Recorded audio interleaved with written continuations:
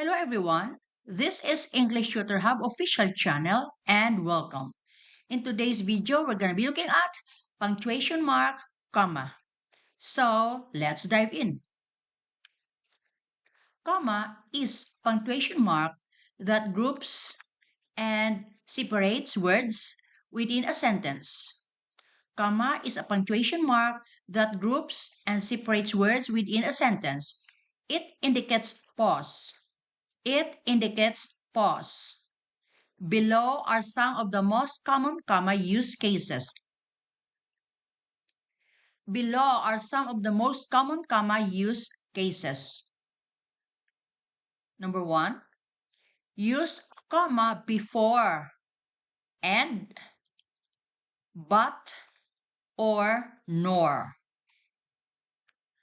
For, yet, and so when these words connect two independent clauses.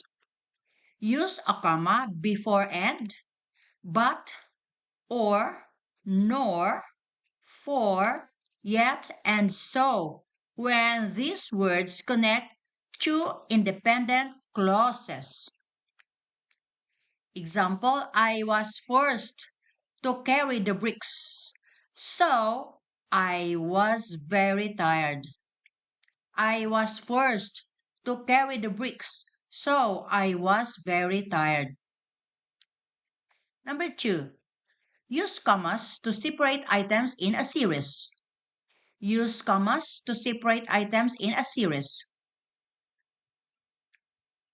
I own goats, chickens, geese, and cattle. I own goats, chickens, geese, and cattle. The dog jumped over the fence, growled at me, and raised up a tree. The dog jumped over the fence, growled at me, and raised up a tree. Unless you come right home, unless you clean up your room, unless you finish your homework, you can't go anywhere. Unless you come right home, unless you clean up your room, unless you finish your homework, you can't go anywhere. Number three, use a comma after introductory dependent clauses, introductory verbal phrases, and lengthy introductory prepositional phrases. Use a comma after introductory dependent clauses, introductory verbal phrases, and lengthy introductory prepositional phrases. Even though I confessed, the judge will send me to prison. Even though I confessed, the judge will send me to prison. Seeing what the storm did to my hometown, I cried. Seeing what the storm did to my hometown, I cried. With a sudden roar from all six engines, the jet took off.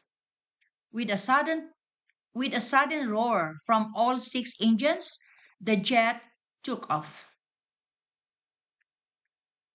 Number four, use commas to set off non-essential phrases and clauses and any other element which clearly interrupts the normal flow of the sentence. Use commas to set off non-essential phrases and clauses and any other element which clearly interrupts the normal flow of the sentence. Alan, who hates onion, won't eat pizza. Alan, who hates onion, won't eat pizza. Nina, on the other hand, will eat anything. Nina, on the other hand, will eat anything. You understand, Randy, that you will receive not another penny? You understand, Randy, that you will receive not another penny? You'll send me a postcard, won't you? You'll send me a postcard, won't you? I'm going to military, not a resort. I'm going to military, not a resort. Number 5. Use commas to set off direct quotations. Use commas to set off direct quotations. I'm going now. He moaned. And don't expect me back. I'm going now. He moaned. And don't expect me back. He screamed. Grab the loot and let's get out of here. He screamed. Grab the loot and let's get out of here. Number 6. Use a comma to separate items in dates and addresses. Use a comma to separate items in dates and addresses. April 7, 2010 is the date of his birth. April 7, 2010 is the date of his birth. Her address is 113 Moon Street, Concord, California. Her address is 113 Moon Street, Concord, California. Number 7. Use a comma to prevent the misreading of a sentence. Use a comma to prevent the misreading of a sentence. While fighting, my brother always attacks first. While fighting, my brother always attacks first. Number 8. Use a comma to separate two adjectives if the word and would be used to join them.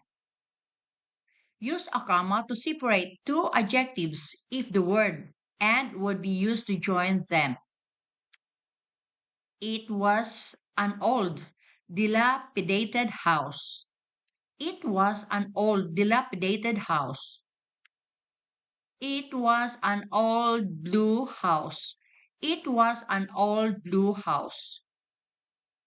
Not old and blue house, so, comma, not needed.